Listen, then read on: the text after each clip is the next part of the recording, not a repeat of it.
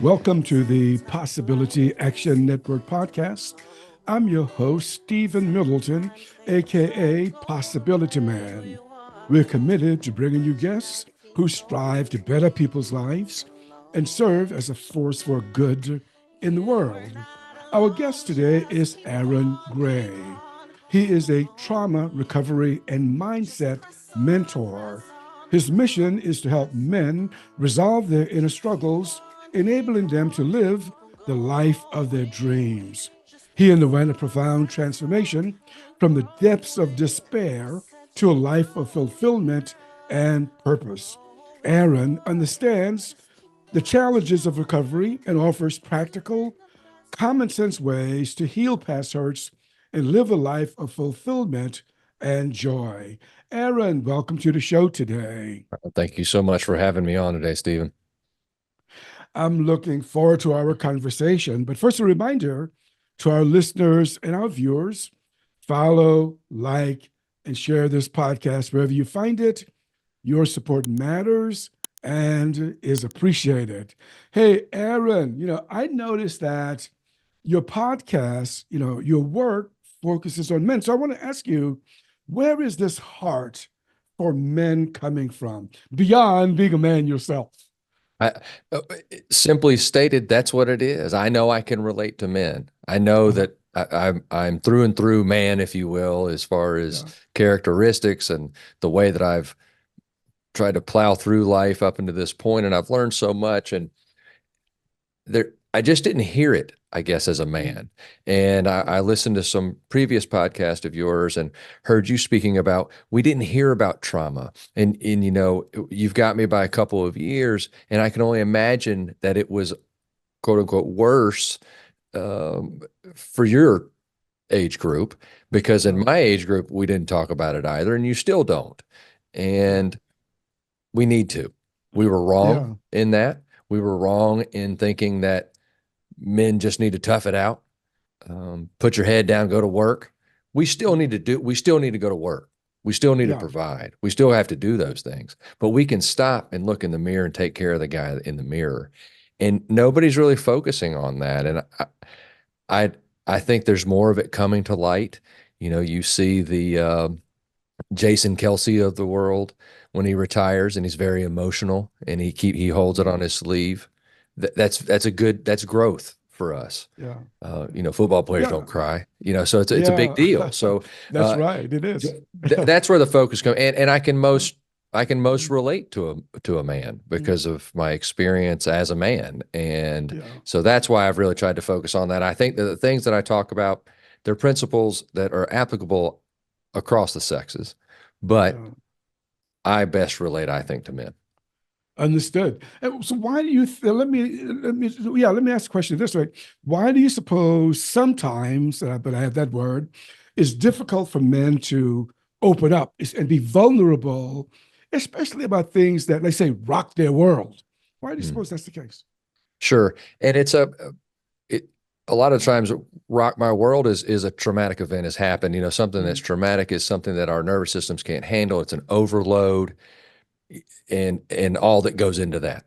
So when one gets their world rocked, they may want to express it, but our society, and I'm only speaking in the United States. I've only lived here, but in our society, it is shunned to discuss it. It's shunned to have emotions as a man. It's seen as a weakness. It's the exact opposite. When one is in tune with themselves, in tune with their emotions and who they are and what they want, they're a much stronger individual.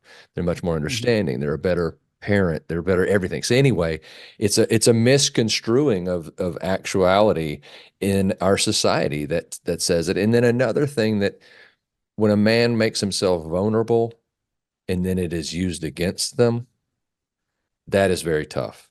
And as a result, if one has done that anytime in their life, especially in a relationship, whether that's a marriage or just a parent type relation, anything there, they've made themselves vulnerable, and then that's been tossed back in their face.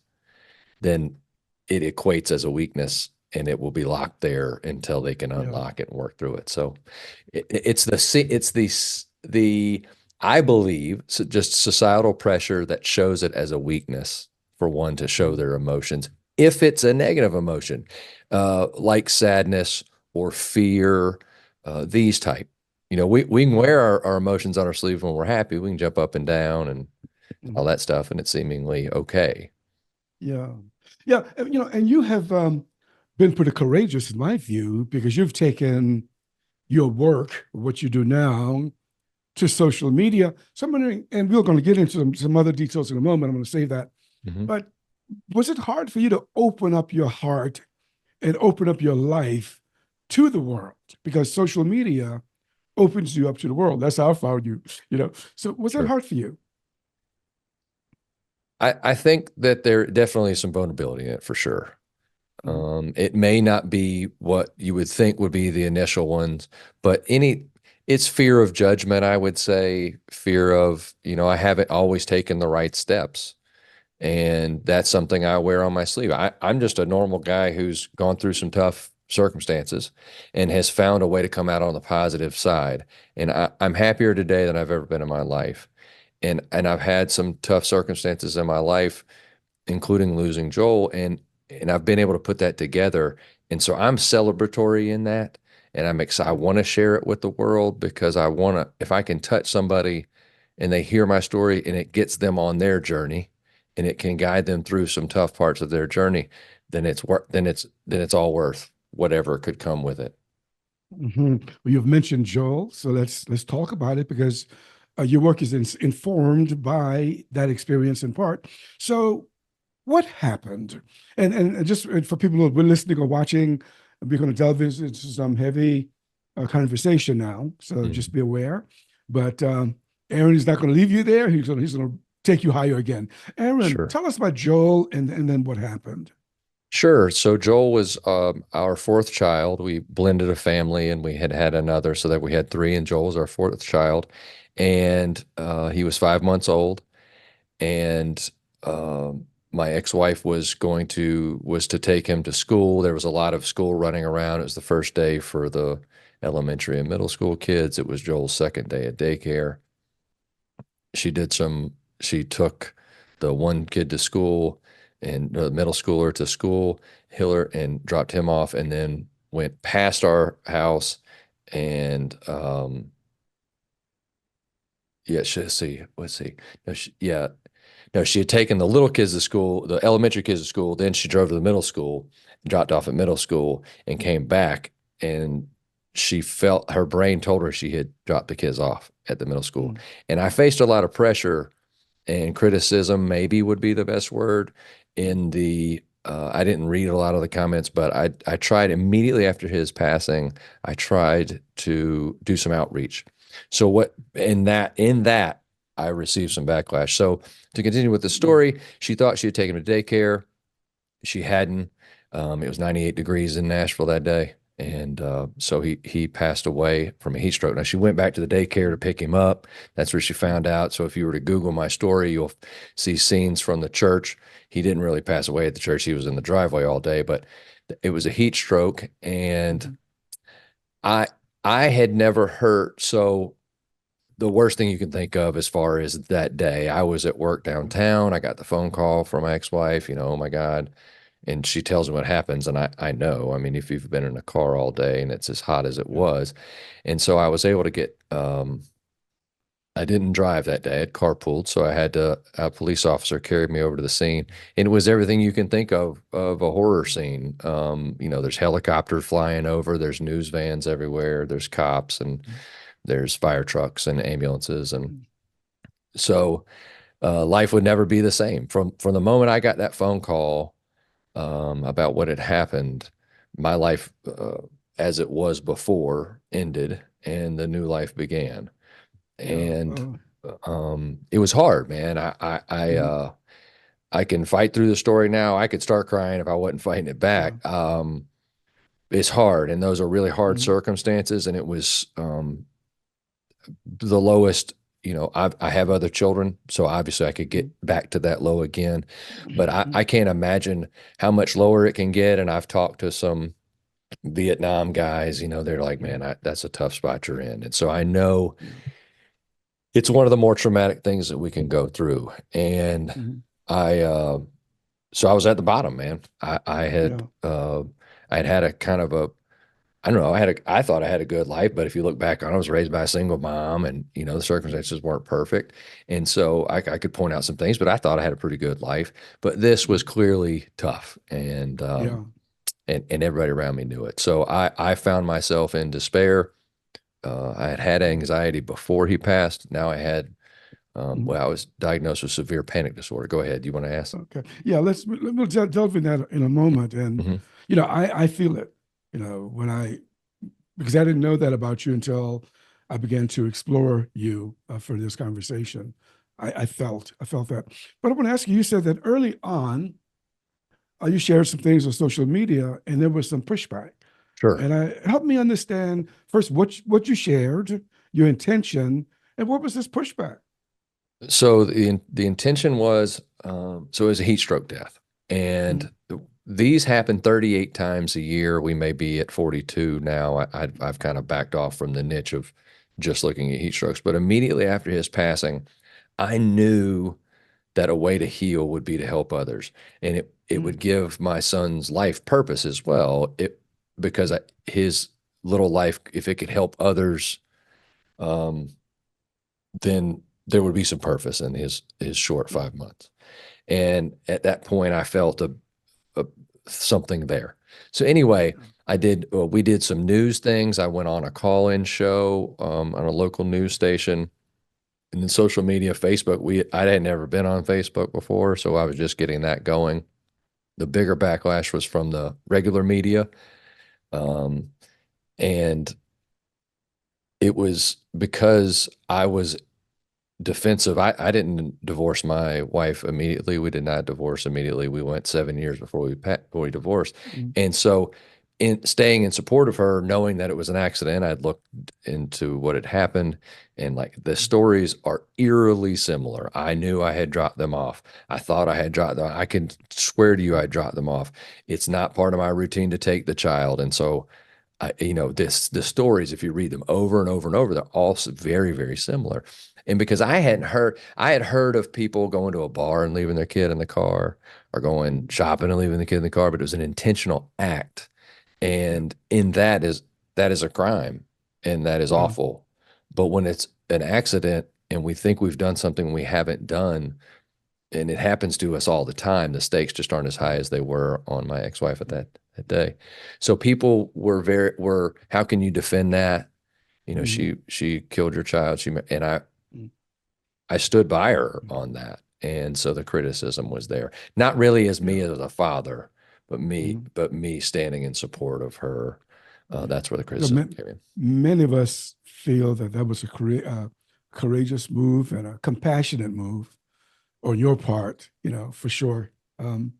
Now, there aren't too many people who get the news, that their child has died in an accident. What were some of your emotions? And what were some of your emotions? Yes. Can you tell us what they were, some of them? Sure. I would say I went into shock pretty quick, I would say, but the disbelief is one that keeps coming up in the early hours of it occurring. And in disbelief, I mean your entire existence has fallen apart. So what you thought, the solid ground you thought you stood on, is gone. And that's very hard to compute in a moment. And so the more identifiable emotions that people would think really don't set in for a day or so, I would say. Where I identify in my book and in my story in general is the funeral home, which was, I think, yeah, it was a Tuesday he passed, and on Thursday I was at the funeral home. So it was like 2 days later. And um, they were asking me these questions of stuff that I had to deal with as the father. And that was really tough. And so that's when Yeah. when I was signing this paperwork and all that, I had to go outside and Mm, throw up because it was so intense emotionally. But disbelief is the first. So my reality is gone. And mm, then from there, serious or severe anxiety. The anxiety was mm, I laughed at my former self for thinking I had anxiety mm, because the anxiety attacks were so intense. mm. What were And they like? What were they like? How did that show up for you when you're saying anxiety? Because a lot of people, we hear the word, but Mhm. if a person hasn't experienced it, they don't have an idea of what that feels like. How did it show up for you? Sure. So I- I've been having anxiety attacks since I was in college, and it shows up as numbness in me. So my head will start to go numb, and my shoulders, and then arms. And I had a serious one time where I was hyperventilating. The anxiety that I had after Joel died was so crushing that it distorted reality, I guess would be the best way to say it. And when I say distorted reality, it's so heavy and the fear is so intense that it's hard to really sense what's accurately going on, I guess is a Mm. strong way to say it. Does that make sense? Yeah, that makes sense. I got you. And so, yeah. I think you think you've also mentioned depression, Yeah. and here again, the word is used. I've heard people say that I've never been depressed, but Mhm. what was that like for you, Aaron? So depression, and again, I think I'd had some depression before, but this was a cloaking depression of it's never going to get better. And I Mm, think that's when the suicidal thoughts are probably strong. Now, I didn't really suffer too much on the suicide thought end because of my other children. I had to stick around. There was no way I could leave mm, this mess. That would not be fair. And I believe that when we choose to have children or when we have them, whether we chose it or not, that we got to stick it out for them. And I know the only parents who lose an only child, it's very, very difficult. And mm, I don't know that experience, but I do know the experience of having other children. So I didn't go too deep thinking about suicide, but when one can, because the depression is so overwhelming that it it literally changes the way food tastes, the way, when rain, something that really sticks out to me is something that was weird that happened to me. mm, Rain was awful. It hurt when it hit my skin. It was colder than ever. And that was something that went with the depression because it mm, changed the way everything was for me. I didn't think that mm, I was going to be able to smile, laugh. mm, And yeah, I didn't think that was possible. And I love football. Went to the university. I graduated from the University of Alabama. We've had a good run ever since I left. I had to get out of there before they got good. But, I love football. And it was something that I could always lean on is like it was mind numbing and I could just get away from any of mm, the BS that life gives us, right? I couldn't sit mm, down and watch football. I couldn't focus long enough to enjoy anything because the thoughts would flood in. And the thoughts really, in hindsight, the thoughts were just I can't believe this is happening. It's death is any death that we experience. I'm sure is like this. I still both my mm, parents are alive.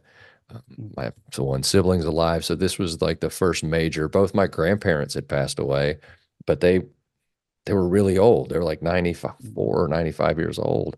And so the finality that death is so overwhelming mm, to us that are left alive that process of going through that is just almost think sitting in a rocking chair back and forth going, this can't be true. This can't be true. This can't be true. mm. That's where I think I spent years. Yeah. You've mentioned PTSD, and I know you've actually reframed that phrase. You can tell us about that. But you also said you talked with some Vietnam veterans. Mhm. So tell us about PTSD before you reframed it. How did that show up for you, and what prompted you to talk to some veterans of wars? So, starting out, the one I was referencing was a family member of my ex-wife. I had talked to him, but now I have talked to in my work and outreach, I've talked with veterans and first responders have are dealt a very difficult set of circumstances. And when they push these things down, like we've all been taught to do, and like we discussed earlier, it can really affect. I mean, it's just one of it's like my case. It's obvious I was traumatized. It's obvious that a first responder is traumatized. It's obvious that a veteran is traumatized. And I don't steer too far into the veteran world, but these individuals are clearly traumatized, and it's like textbook. So if I'm talking to you, we've all been traumatized, just to throw that out there. We've all been through, is there levels of trauma? We can get in and out of that conversation, but we've all been traumatized. A lot of us when we were small children, and we don't even recall the events, but our bodies recall the events. And so to talk to these individuals is a way to talk to somebody else who, at the beginning, it was kind of like am I going to be okay talk. Okay. And I also spoke to other parents who had lost children. And now it's more, you're going to be okay. And you can, because even a veteran can see my circumstance and see that it's obvious trauma. Like, this guy's been through some tough stuff. He hadn't been to war, and I don't claim anything of this nature, but they can say, but he's been through some really tough stuff that I don't know how I would handle. They've been through tough things that I don't know how I would handle, other than to say that what I do and the practices that I have are applicable to you. And so so it's kind of changed. At the beginning, it was looking for somebody who was clearly traumatized for hope. And now it's the opposite. And I hope to be hope for someone else. Did you feel it as a wound? The accident, did you immediately feel that you were wounded? Absolutely. So when you hear the term broken heart, you don't really think about it. You think about a candy or something at Valentine's Day. Like, my significant other broke my heart. The pain was such that it literally felt that way. It was physical in nature, and it does feel like it's in your chest. It's painful. It's physically painful, and I don't know. The reason I say that the old me died that day, because I think it was such a force that it was enough to rearrange everything inside of me, and which caused me to have to dive into that, which then caused me to find out some answers and some solutions and to put them into practice. And then that has landed me where I sit today. Yeah. I know that you are a spiritual guy. So in the midst of that wound, that trauma, was there anything lighter that showed up for you?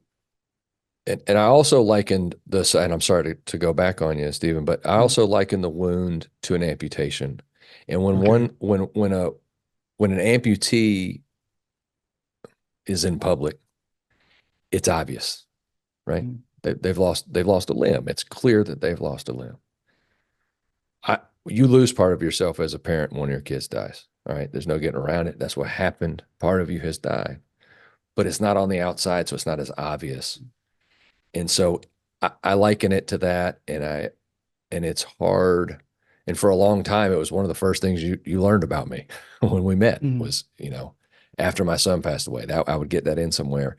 And I think that was a way of saying, I have an amputation. Please don't mind me if I limp. And, mm, we don't get mad if somebody's lost half of their leg or all of their leg if they limp. We understand it, right? yeah. But someone who has lost a child, who I was, in the times when I would do this, I was in the throes of trying to figure out what in the heck to do, Mm, period. And so if I don't come across as normal or whatever, please have a little empathy, I guess would be the way that mhm, I'd say it in hindsight. Now, yeah. I just want to be a positive force now. If we get to it, we get to Yeah. it.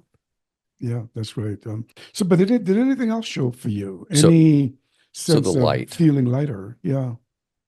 Or was it just all heavy consistently? things were very heavy, and they didn't until, and I don't I don't blame my ex-wife. I don't try to talk, I don't want to talk negative about her in any way. Mm, But until we separated, there was a cloak of darkness, I felt like, over my, and it wasn't her, but I mm, believe that that was another jolting trauma that kicked me into more action, taking more mm, action on self. So I literally felt a cloak of despair, I guess would be the best way to say it, with every day. No matter what I tried to do, it had this kind of cloak of things just won't get any better. And it was because mm. I wasn't really doing any of the, I did a lot of shoulders up work, but the Understood. light, and we had a daughter, obviously a light in my Mm, daughter. Um, mm. but yeah, that it was these were dark times. They were very dark. Yeah, sometimes we go through life and our compassion goes up. Do you feel that you have become a more compassionate person, not only for your ex-wife, but for others who have stumbled and missed the mark in life? Yes, the short answer to that. I Mm, am a different human altogether. I look back on my, even 5 years ago, and I'm happy that I'm a better human being in my mm, through my lens than ever before, and that definitely includes more compassion. I have to work.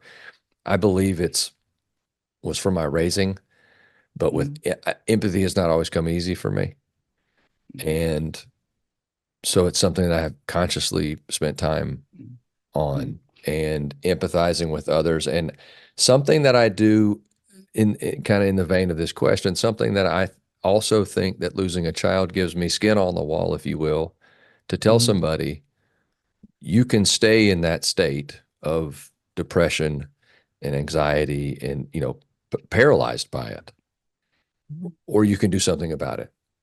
right. And if you'd like to do something about it, now you know. You before we Mm, met, you may not have known, but now you know. And there's some. I'm learning how to deliver that smoother, I guess, than to say, mhm. how long you gonna lay there. And Yeah. people try to do that with me, and I would discount them as not. They don't. They've never lost a child. What do they know? Mhm. Um, Yeah. so Yeah. yes, Yeah. My sense is that life, however you want to define life, could be Joel, something has called you forward. And that calling forward is what I hear in you and I see in you whenever I hear you speak or share or even do your podcast. So look, sometimes, Aaron, when people go through tough stuff, they medicate in a lot of ways. So did you medicate? And if so, what did you choose to medicate with?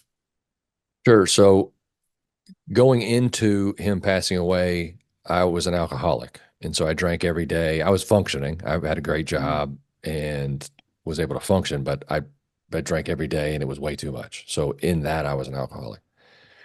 So immediately after his passing, it was alcohol. But as the court cases came about for my ex-wife to go through, and then I had a custody issue come up. So for those to come out, the lawyer's like, "You got to quit drinking." So I quit drinking. But the psychiatrist put me on medication.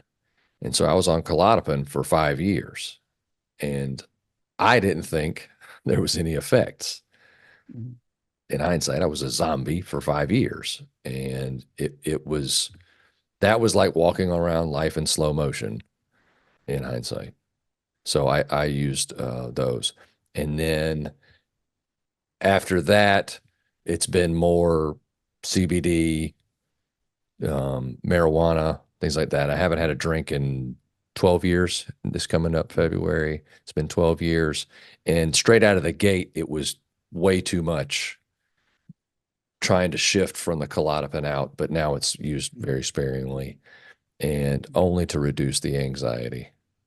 mhm. Well, I'm glad that you were, candid with us to say that you drank a lot before the event, Mm. Jill's death, and it's continued. And yeah, so that's pretty good. But now you're in a different place. Okay, Mhm. so all of these things have happened to you. You're doing something totally different with your life now. Tell us about your healing journey, first with traditional methods. What kind of traditional methods did you pursue? to feel Sh- better? Sure. So shoulders up, which again, um, this past August it was 12 years since you died, and we've come a long way in the mental health field, which is really the health field, in 12 years. But then there was still EMDR. It came in on the 80s, so it had been around for a Mm. while, and they used it with vets. So EMDR, um, I've Maybe can we hold that for just one moment, yeah, please? You sure. mentioned EMDR. Mhm. Some people may not know what that is about, and it's a lot of words to kind of recall. Do you recall what that Yeah, it's means? it's eye movement rapidization and desensitization, I believe Uh-huh. is the what the acronym stands for, but it's a use of lights and recall. The therapists are trained in the specific, I don't know, art of Hmm. doing this EMDR. And what I learned post and what I'd like to share post using EMDR is if you've had some serious shifts within 6 times, then you're on the right track. If you're Mm. not, do some research about it. It's one of these things. I did it longer than I think I needed to do it, and it may have had tiny effects, but the effects that I've heard people have are massive, and they're life shifting. And I want individuals to know that that's out there and it's possible. And I think it's an amazing science that we use. It just didn't work for me. And I don't know if it was Mhm. me or if it was the individual. I don't know. And you can always Mhm. change. Folks seem to think that you go to a therapist for any reason, and if things aren't working, you just got to suffer it out. And that's not Mhm. true. They're just like a bad drywall guy. I have my licensed contractor. It's like a bad drywall guy. If he comes in and the drywall looks like crap, you don't keep him just to be nice. You get another drywall Mhm. guy because you don't the the end client doesn't need it you to be a nice guy. He needs their drywall to look Right. right. So Yeah. we need to know how these sciences work. So EMDR, it works on reprogramming of our brain. Mhm. And to get into the science, I'm not qualified really to go too far into the science of it, but it's been around a long time. It's not invasive at all. I encourage anyone who's had serious trauma to investigate it if they haven't used it before. Mhm. Okay, so that's one That's one. therapy that you pursued. Now, you've mentioned TMS, and Yeah. when I saw that, I knew it's not what I thought it was. I immediately connected to a guy named Dr. John Sardo from back in the 70s. But Mhm. what's TMS that you pursued? Transcranial magnetic stimulation. And Uh-huh. the science behind that, there's a magnet. They put kind of like this helmet thing on you, and there's a magnet that'll tap on a specific part of your brain, and it is to generate neuroplasticity type to get things firing again, to uh, make connections where they've been severed as a result of heavy trauma. Mm-hmm. And I felt like there was some shifts, but again, they weren't massive shifts. And again, I think there is great science behind this. I think that individuals should look into this. Um, I, they are more, I guess they're deeper into the psychiatry world than a lot of Mm-hmm. people have access to with the way that our medical system is set up. That is, they're very costly things if you don't have good insurance. And so a lot of people, I think, may access to these may not be as easy. And it wasn't easy for me either. I have great insurance, so the TMS was covered, but the EMDR wasn't. They're very expensive. And so, I don't want to scare anybody away. I want always make a phone call and say, hey, how much do you charge? If it costs a lot of money and you don't have a lot of money, say, hey, this is what happened to me. Is there any way you can work with me? I want to encourage people to do it. Don't let me scare you away from it. I Mm-hmm. say that to lay a little groundwork for what we'll talk about probably here in a few minutes. Mm-hmm. And that So, did you pursue any talk therapy? absolutely probably did. I did between 100 and 150 hours, closer to the 150-hour mark Mm-hmm. on different couches, but couches nonetheless. And when I say different couches, I mean different therapists who focused on different things, whether it was family, whether it was severe trauma, whether it was just a general therapist who really didn't have I didn't stay with one. I felt like my philosophy on talk therapy Mhm. A, our attitude going into it is huge. B, who we choose is huge. And C, our expectations are huge. So we'll go through that. A, going into it, I need to know what I'm looking for and what I need and what I'm wanting. And I need to know that the individual I'm going to see is not a mind reader. They're not somebody who can just wave a magic wand. They're somebody who has experience in dealing with whatever it is that I'm going through. And so that's where we come to, who do we choose? We need to choose somebody that we can trust. We'll take me, for example. I was raised by a single mother. I trust females more. I feel more comfortable sitting down and talking about my feelings to a female, but I can be 100% honest. If there's any issues, whether, if it's a sexual issue, if it's a vulnerability issue, fear, sadness, anything like that, think masculine and a female there, Mhm. I'm cool with telling a woman about. If a listener is not cool with that, then don't choose a woman. If they think that embarrassment is Mhm. going to get in the way of delivering, we have to communicate with these individuals and Mhm. see the expectation levels. Again, they are not going to wave a magic wand. They're going to hold us accountable. I come in and say, "Hi, my name's Aaron. I've been through something tough. My son died and I'm stuck. I don't want to be Yeah. stuck." And they're there to hold me accountable when I take actions that aren't in line with me getting unstuck. Hmm. Yeah. They're So not there to what I fix heard you me. say, yeah, I heard you say just then is that if you're doing talk therapy, it's important to get a good match. Yes, Uh, yeah. crucial. So, okay, you've had some, I mean, these are pretty good stuff in terms of treatment, EMDR, TMS, and also talk therapy for a long time, Mhm. medication. Did those therapies pull you out, or did you have to pursue something else? They didn't. They got me to a place of pacified, I guess. I Mm. was back to where I could chuckle or laugh. I was back. I was watching football. I was making sound decisions, but the cloak was still there that we talked about earlier. Of just, this is as good as it's going to get. This is just how I'm going to feel, and that wasn't. That seemed like enough because, and I'll go back. I guess I'll go back to our relationship because there was somebody else there with the same cloak over them. It was normalized within those four walls of our home, Mm. right? So the children, they were getting out and going to school, and it's clearly affected their lives as well. Mm. But with me and mom, me and my ex-wife, we kind of made it feel like it was okay that this is how it felt, Mm. and to get out of that Yeah. and to see that it was not okay that this is how we felt, and we had decided to stay in the fight. We needed to. Mm. I needed to feel better. This was not going to be good enough. Mhm. Yeah, it would seem that sometimes, and let's talk about people now. I'm not sure if this was true for you, have difficulties disconnecting from a past traumatic event. Did you find your mind, jerking you back, even though you're trying to go forward? Did that show up for you? Absolutely. And not just with Joel, but everything seems to kind of pop up now, right? Mm. So now as my whole life is tough, and I've been through all this stuff, and is in 10 years, am I going to have another big hurdle I'm going to have to overcome like that? I mean, these types of thoughts, whether I'm ruminating in the past, like your question, or I'm in of fear of what's going to happen in the future. Either way, yes, I dealt with both, a lot of them, Mm. a lot of it. Yeah.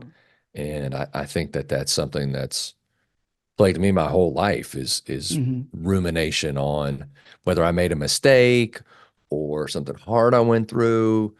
Why is this happening? Any of that type of mentality, I would say I dealt with Yeah. a lot. Not a lot now, but then for sure. I got you. Yeah. Well, I tell you what, I saw something in your profile, and I got the name for this podcast. Unless you object, I'm going to call it Stop Suffering, Start Living with Aaron Gray. Now, Oh so yeah. you stopped suffering, Aaron, started Mhm. living. Tell us about that. Absolutely. and this is the exciting part, and this is what I really want to talk about all the time. And I know we got to lay all the groundwork, and I'm good to do that. But this is the exciting part. So I'll probably sound a little more excited during this. So what happened was I began to walk, and it sounds very Forrest Gumpish when I say it, but it's exactly what I did. I was not in good shape. I was overweight, through the divorce and stress. I lost, I don't know what, I went from like 215 down to 170. 170 is what a doctor's board will say at 6 feet I should weigh. Yeah, I think it's too skinny. I should weigh about 180. But I started walking and exercising. I was overweight. I knew I needed to just move my body. And exactly why I started doing it, I'm not exactly sure, but I did. And I'm so glad I did because that was really the key to starting my journey. And that's why I try to express it to people. It's simple to understand, it's hard to execute. And I totally get it, especially when we're laying in the bed depressed, thinking that life is never going to be 1 inch better than it is as we lay here. It's hard to listen to somebody, even knowing they've been through it. Well, he's already been through it. He's already made it to the other side. And I get it. And I understand who I'm talking to when I say this. Just get outside and walk. It is unbelievable what it can kick into motion. And there's a lot of stuff that goes into it, Stephen, as far as the chemicals inside our body, just the initial walk, what happens. But the more we do it and the more we begin to exercise and treat our body physically right, how it really shifts everything in our lives. And I'm so glad you that's where it said started. that. I'm glad you said that because, sometimes it's easy for people to underestimate the value of movement by Mhm. just moving the body. I'm glad you underscored that. So, what else did you begin to discover, and where are these discoveries coming from? In fact, I like the phrase you said. I think it's a holistic wellness Mhm. path that you want. Yeah, what is that coming from, and what else did you use? So that's a term that I've after I got all the way to the end of all the growth, which is it's the three things is mental growth, and I don't just mean sitting on a couch doing I mean Mhm. growing as far as learning and craving to learn more and learn, and so that type of mental growth, physical, so getting your diet and your exercise, and then your spiritual, and we can get to that in here in a second. Okay. So. You mentioned your nutrition plan. Mhm. Tell me more about that. What are you learning? Why did you embark upon it? Because most of us, just say, "I'll forget it." But why are you deliberate, intentional about what you eat? Yes, I am. And I have a serious hand to mouth problem. I love food. I love Mhm. the way it tastes. I love, especially after I quit drinking sugar, sweets became a huge thing to me. But ultra processed foods in general, Mhm. um, foods that aren't quality foods mess with us chemically. So, scientifically speaking, not just some woo woo, Mhm. chemically, they throw off our bodies. And our bodies are a machine.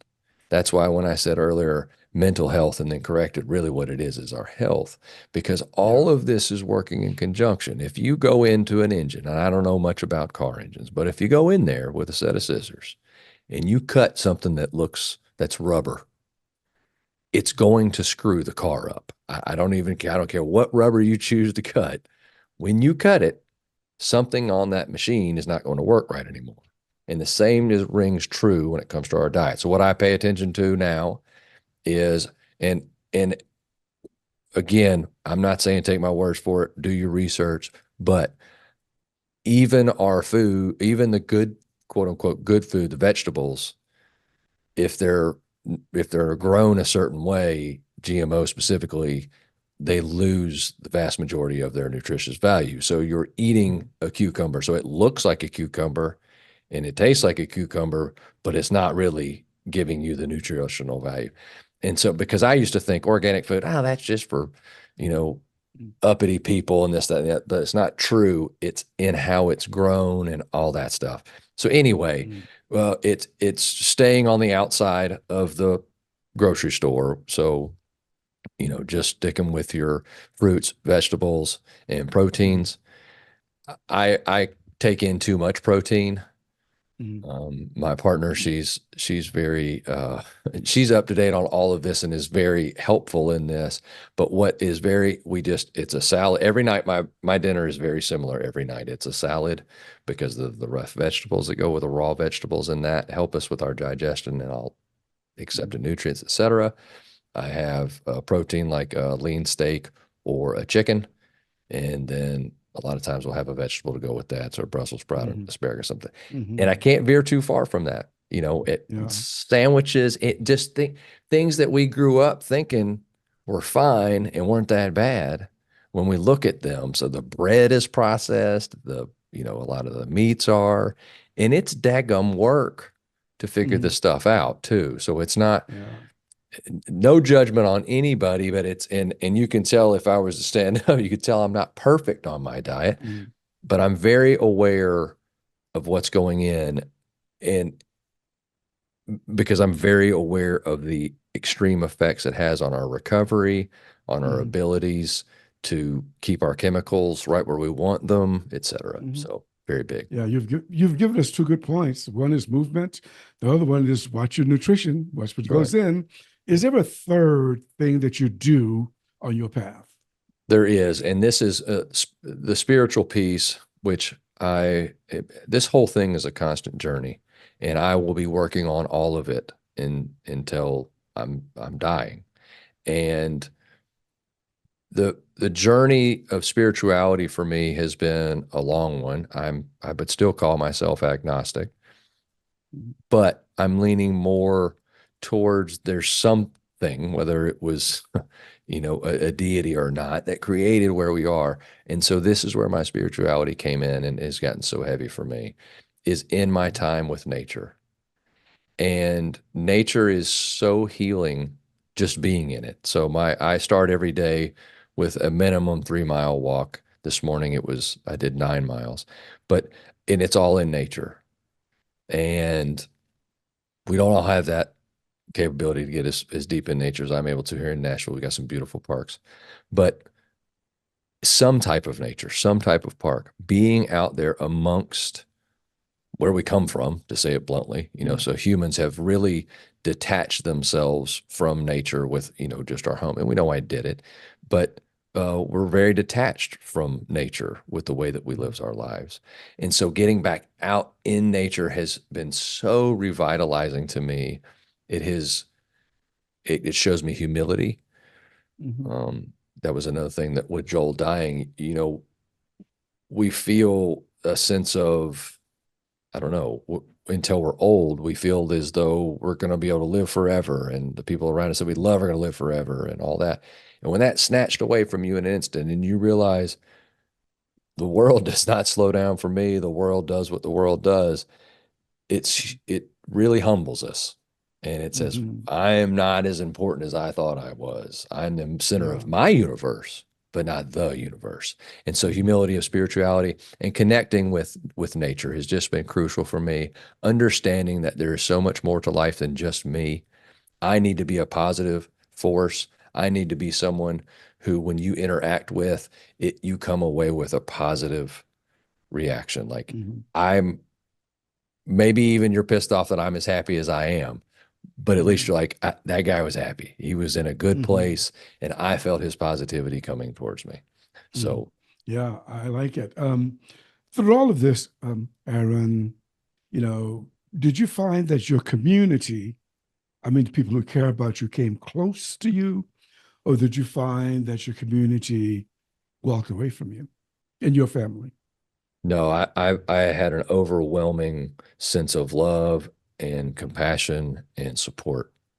That's Um, wonderful. yes, and I that is something at the core of me trying to help others is I know Mhm. that everybody is not near as fortunate as I have been. Yeah, that's wonderful. Relatedness, community is a big part of healing, Huge. and I'm so glad that you have this. Aaron, is there anything else in your heart that we haven't talked about that you want to leave with us today? I think that the biggest message that I would like for people to hear is that we think that we're giving our all by ignoring ourselves and just giving it Mm-hmm. to everybody else. And as men, we are providers. We are the rock, the foundation, whatever terms you want to use for our family units. And we fail to look at the guy in the mirror and take the time, the effort, the resources that it takes to invest in that person in the mirror. And the message is when we invest in the person in the mirror, everyone reaps the rewards and the benefits of the healing. And that's so crucial for specifically men to hear because we don't do it for ourselves a lot of times. We'll do it for others. All right, we'll do it for somebody else then. You'll be a better dad. You'll be a better spouse. You'll be a better son if you stop and take care of the man in the mirror. And that means looking into these things. How do I grow spiritually? How do I grow physically? How do I grow mentally? What changes can I make? Again, not a whole lot of learning going to go into this because it's easy to understand. It's easy to grasp the things you and I have talked about. The execution is the tough part, the discipline. Mm-hmm. But again, there's growth in that. And so, small rewards to self, but just take care of self and really love yourself, love the life. It's so the odds of gaining life as a human being are extremely long. We could win a lot of lotteries with how long these odds are, and to appreciate it for what it is, even when things are tough, and even when we're going through something traumatic. Understand that you still have life, and so we need to invest in that. And so, and then that's where the happiness comes. And then once you get to the happiness part, then you don't want to be without it, and you'll continue to work. Mm-hmm. So that's the message I would get through: is just love the person in the mirror. But that's profound. So thank you for reminding us, especially men, to love ourselves. Mm. Well, Aaron, I really enjoyed our conversation today. Thank you for sitting with me. Yeah, thank you so much for having me, Steven. Thanks for giving me a place to talk about this. Okay. Well, you've been listening to the Possibility Action Network podcast. Our guest today has been Aaron Gray, a trauma recovery and mindset mentor. I'm your host, Stephen Middleton.